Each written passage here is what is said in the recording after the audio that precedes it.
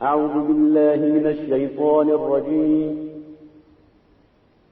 بسم الله الرحمن الرحيم وقال ربكم ادعوني أستجب لكم إن الذين يستكبرون عن عبادتي سيدخلون جهنم داخرين. جو موضوع اور عنوان ہے وہ دعا کے آداب ہیں. انسان زندگی میں مکمل نہیں ہے، محتاج ہے، چاہے وہ دوسرے انسانوں کا محتاج ہو، چاہے وہ اپنے پروردگار کا محتاج ہو. کتنے انسان مستقل ہو وہ اپنے پروردگار کا محتاج ہے، رہنمائی میں محتاج ہے، خوراک میں محتاج ہے، نعمتوں میں محتاج ہے، صحت میں اپنے پروردگار کا محتاج ہے. اب بعض اوقات اس کو یہ اپنی ضرورت بیان کرنی پڑتی ہے خدا کی بارگاہ میں. حاجت ہوتی ہے اس کو بیان کرتا ہے، بیمار ہوتا ہے صحت کی دعا کرتا ہے، کہیں نقصان ہو جاتا ہے اس میں حوصلے کی دعا کرتا ہے، خود اپنے لیے دعا کرتا ہے، جو لوگ فوت ہو گئے ان کی دعا کرتا ہے، خود اپنے لیے دعا کرتا ہے، اپنی اولاد کے لیے دعا کرتا ہے، خود اپنے لیے دعا کرتا ہے، اپنے رشتہ داروں دوستوں احباب کے لیے دعا کرتا ہے. پس انسان محتاج ہے کہ وہ دعا کرے، اس کی ضرورت ہے. یہ تو دینی لحاظ سے، خود بھی دنیاوی لحاظ سے بھی. آپ اگر اپنے اندر حاجت رکھیں گے نا، اس کو بیان نہیں کریں گے نا، تو وہ اس کا نقصان آپ کو زیادہ ہے. بیان چاہے مشورے کی لینے کی صورت میں ہو، کسی کو بتانے کی صورت میں ہو، یا وہ بیان آپ کر رہے ہیں کسی سے دکھ اپنا شیئر کر رہے ہیں یا اس کا دکھ اپنے ساتھ شیئر کر رہے ہیں. بس انسان محتاج ہے کہ اپنی ضرورت کو، اپنی مشکلات کو بیان کرے. بہتر کتنا اچھا ہے کہ اس مشکل کو بیان کرے اس بارگاہ میں کہ جہاں سے نا امیدی نہیں ہے، اس بیانگاہ میں بیان کرے جہاں سخی علی الاطلاق ہے، اس بارگاہ میں بیان کریں جہاں علی کل شیء قدیر کا مصداق ہے واسطے. کیونکہ دنیا کے سامنے آپ بیان کریں گے نا، ضروری نہیں آپ کا مسئلہ حل کریں، ضروری نہیں ہے آپ کے رازداری رکھے، ضروری نہیں ہے کہ وہ آپ سے حسد نہ کرے. کیونکہ جن آدمی کے سامنے آپ اپنی ضرورت بیان کرتے ہیں نا، تو اس سے مختلف ریئیکشن ہو سکتے ہیں، اور ممکن ہے ایسا ریئیکشن ہو جو آپ کے نقصان میں ہے. لیکن اللہ کی بارگاہ میں کم از کم یہ ریئیکشن نہیں ہوگا کہ کوئی ایسا قدم خدا کی بارگاہ سے طرف سے آئے جس میں آپ کا نقصان ہو، کیونکہ وہ اپنے بندوں کی بھلائی چاہتا ہے. اب یہ دیکھنا ہے کہ یہ جو دعا ہے اس کے آداب کیا ہیں. دیکھیں نا، آپ کسی کے سامنے ریکویسٹ بھیجتے ہیں تو سب سے پہلے معلومات لیتے ہیں درخواست کہاں بھیجنی ہے، پھر کہتے ہیں کہ چیک کریں کون سی زبان میں لکھی جائے زیادہ اثر ہوگا. مثلا ایک ایران میں آپ جا رہے ہیں، انگلش میں درخواست لکھیں گے تو انہوں نے سائٹ پہ رکھ دینی. یہ سعودی عرب میں جا رہے ہیں تو انہوں نے سائٹ پہ رکھ دی. مثال دیتا ہوں آپ کی خدمت میں. ہم ایک دفعہ بغداد ایئرپورٹ پہ پھنس کے، ہم قافلہ تھا تو آدھے آدمی جہاز پہ چڑھ گئے، آدھے رہ گئے، وہ گیٹ بند ہو گیا. راستے میں کرفیو لگا ہوا تھا، چیکنگ سخت تھی تو لیٹ ہو گئے. اب ترکش ایئر لائن کے دفتر میں گئے تو انہوں نے کہا کہ آپ یہ کریں وہ کریں، ٹال دیا انہوں نے، ہمیں نیکسٹ ٹکٹ نہیں دے رہے تھے.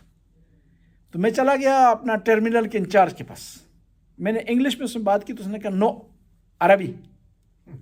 صحیح، وہ جان چھوڑنا چاہتا تھا کیا؟ میں نے عربی میں جو اس نے کہا تو فوراً اس نے ایکشن لیا، اس کے ذہن پہ بات لگی. میں نے کہا کہ ہم زائرین تھے، آئے ہیں، کرفیو کی وجہ سے چیکنگ زیادہ تھی، ہماری فلائٹ چھوٹ گئی ہے اور ٹرکش والے ہمیں ٹال رہے ہیں. اس نے فوراً ٹرکش والے کو بلا کر کے ڈانٹا اور کہا کہ یہ مسافر خانہ نہیں ہے، یہ ایئرپورٹ ہے، ان کو فوراً یہاں سے نکالو اور ان کو ساری سہولتیں دو. یہاں بھی جب تک نہیں ان کو ملتا ٹکٹ، ان کو کمرہ دو. اور استنبول میں اس نے کہا کہ اگلی فلائٹ دیر سے جا رہی ہے. اس نے کہا دیر سے جا رہی ہے، میں ذمہ دار نہیں ہوں. یعنی یہ ضروری ہے کہ آپ کس زبان میں درخواست لکھیں، کس انداز سے لکھیں، اور جس کے سامنے درخواست پیش کی جا رہی ہے نا، تو یہ بھی ضروری ہے چیک کرنا کہ اس کو کون سا انداز پسند ہے. آپ وہاں پر اس کی درخواست میں اوپر لکھ رہے ہیں، اس کی تعریف کرنے کے بجائے اس کے دشمن کی تعریف کرنا شروع کر دیں تو درخواست تو پھٹ جائے گی نہیں. درخواست مانگ رہا مجھ سے ہے، ٹھیک ہے جی، مانگ رہا مجھ سے، تعریف کسی اور کی کر. وہ ایک دفعہ ہم پشاور چلے گئے، وہاں ایک تھے اپنے ڈی آئی جی ارشاد حسین شپر اچنار کے تھے. کوئی پولیس کا مسئلہ تھا، درخواست پیش کرنے کے لیے، تو ہمارا ساتھ ہی تھا بے وقوف ہمارے ساتھ. وہ جاتے ہوئے کہتا ہے کہ اکبر ہوتی جو ڈی آئی جی ہے نا وہ میرا دوست ہے. اور ارشاد شاہ نے کہا اس کا دوست ہے، میرے پاس کیا کر رہے ہو، جاؤ اسی کے پاس. نہیں، تعریف اس کی کر رہے ہو، درخواست میرے پاس پیش کر. بس جہاں بھی آپ نے درخواست پیش کرنی ہے کچھ آداب ہیں، اللہ نے بھی آداب سکھائے. آئمہ کی حدیث میں پہلا ادب ہے دعا کرنے کے آپ توجہ آپ کی مکمل ہو خدا کی طرف. یہ نہ ہو کہ خیال ٹیکس کی طرف ہو، ٹھیک ہے جی، یہ نہ ہو خیال بلوں کی طرف ہو، یہ نہ ہو کہ خیال جو ہے کاروبار کی طرف ہو، یہ نہ ہو کہ درخواست یہاں بیٹھی ہوئی دعا کی جا رہی ہے ذہن فروست میں، یہاں بیٹھا ہو درخواست کر رہا ہے ذہن جو ہے گرون لینڈ میں، پھر درخواست قبول ہونے کے کم چانس ہوں گے. پہلی چیز ہے توجہ، اور پھر دوسرا دعا دل سے نکلے، زبانی لکلکا نہ ہو. دل سے دعا نکلے گی تو وہ اس کی قبولیت کے چانس زیادہ ہیں. جیسے بھی دنیاوی لحاظ سے دل سے جو بات نکلتی ہے دل پر اثر کرتی ہے. اور پھر جب دعا مانگ رہے ہیں تو اللہ کی بارگاہ میں یہ ذہن آپ کے خیالوں کہ دعا آپ کی قبول ہوگی. اگر آپ کے ذہن میں پہلے یہ ہے کہ دعا قبول ہی کوئی نہیں ہونی جی، چلو جی مولوی صاحب کہتے ہیں کر ہی لینے، قبول تو کوئی ہونی شونی کوئی نہیں ہے، پہلی دفعہ بھی کر چکے ہیں، چلو یہ کہہ رہے ہیں. نہیں، آپ کے ذہن میں ہو کہ اس ہستی کی بارگاہ میں درخواست پیش کی جا رہی ہے جو علی کل شیء قدیر ہے، وہ بندوں سے پیار کرتا ہے، حسد نہیں کرتا، وہ جو ہے کسی کی مخالفت نہیں کرتا، اس کے ذہن میں، اس کے دل میں، اس کی جناب میں، اس کے وجود میں کینہ نہیں ہے، تب دعا آپ کی قبول ہوگی. اور پھر یہ ہے کہ دعا میں خوف الہی بھی ہو. یہ نہ ہو کہ سب کے حقوق مار کر بیٹھا ہوا آدمی، سب کے خزانوں پر قبضہ ہو، بہن کا حق نہ دیا ہو، بھائیوں کا حق نہ دے رہا ہو، پھر خدا سے امید کرے کہ دعا قبول ہوگی. پھر دعا کی قبولیت کے کم چانس ہیں. پھر یہ ہے کہ بار بار درخواست کریں، بار بار دعا کریں. آج قبول نہیں ہو کل قبول ہو جائے گی، کل نہیں ہے تو پرسوں قبول ہو جائے گی. امام جعفر صادق علیہ السلام ارشاد کہتے ہیں کہ جو دروازہ بار بار کھٹکھٹایا جاتا ہے نا وہ ایک دن کھل جاتا ہے. اور جتنی بار آپ دعا کریں گے نا قبول ہو یا نہ ہو، وہ آپ کی عبادت شمار ہوگی، وہ آپ کے نامہ اعمال کے نیکی کے طور پر ہوگی. یہ تو دعا کے اندرونی آداب ہیں کہ توجہ ہونی چاہیے، دل سے دعا ہونی چاہیے، خدا کی بارگاہ میں آپ جو ہے وہ عاجزی سے تو دعا کریں. ایک آپ کے اندر ایک مانگنے والے کی حالت ہونا چاہیے، فقیر کی حالت ہونا چاہیے. لیکن کچھ ظاہری آداب ہیں، ان میں سے پہلا ادب یہ ہے کہ جب آپ دعا کر رہے ہیں اللہ کی ثنا کریں، الحمدللہ رب العالمین، خدا کریم ہے، رحمان ہے، رحیم ہے، اس کی صفات سے اسے یاد کریں. پھر دوسرا دعا سے پہلے صدقہ دیں، پھر صلوات پڑھیں. یعنی اس دعا کرنے سے پہلے یہ ادب ہوں گے تو دعا آپ کی قبول ہوگی. پھر یہ ہے کہ دعا کے وقت سنت ہے کہ ہاتھوں کو اٹھائیں. اب سوال یہ پیدا ہوتا ہے کہ ہاتھ کیوں اٹھائے جاتے ہیں اور اس طرح کیوں ہیں، اس طرح کیوں نہیں ہو سکتے، ٹھیک، اس طرح کیوں نہیں ہو سکتے، اس طرح کیوں اس میں آپ جس طرح کسی سے مانگتے ہیں نا، گدائی کرتے ہیں، وہ انداز ہے، ایک عاجزی کا اظہار کرتے ہیں.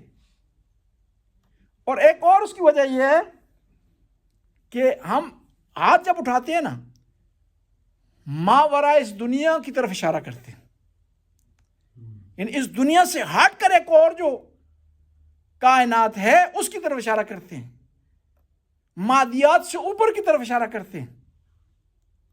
اور ظاہری طور پر ہم ظاہری بلندی کی طرف اشارہ کرتے ہیں، لیکن مراد مانوی بلندی ہوتی ہے. یعنی ایسا نہیں ہے کہ خدا اوپر بیٹھا ہوا ہے، خدا ہر جگہ ہے. اس کی طرف ہم اشارہ کر رہے ہیں، بلندی کی طرف، مانوی بلندی کی طرف. کہ اس ہستی کی بارگاہ میں ہم درخواست کر رہے ہیں جو سب سے بلند ہے اور اس کو مانوی بلندی حاصل ہے.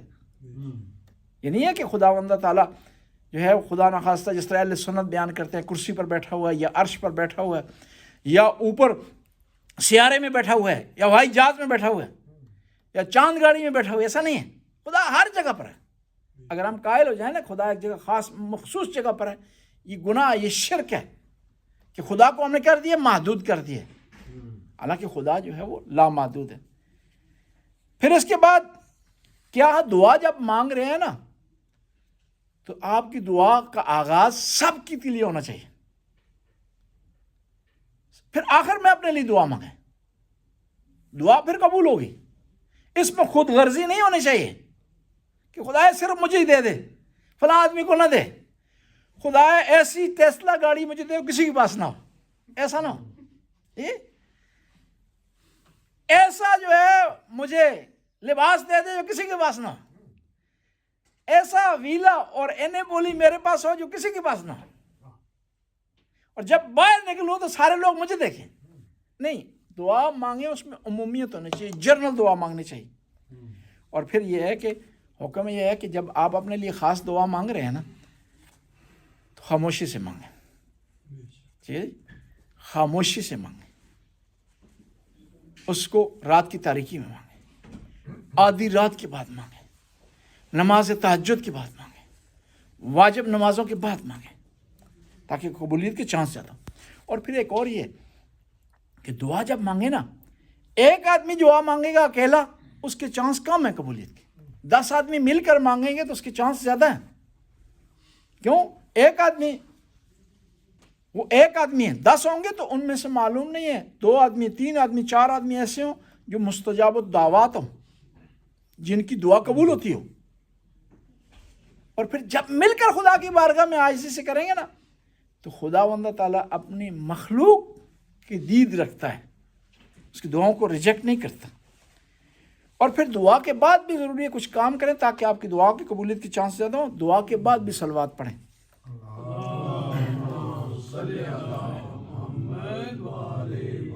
اور دعا کے بعد جب دعا مکمل ہو تو چہرے پر ہاتھ پھیریں، اس طرح دونوں ہاتھ پھیریں، اس طرح نہ پھیریں.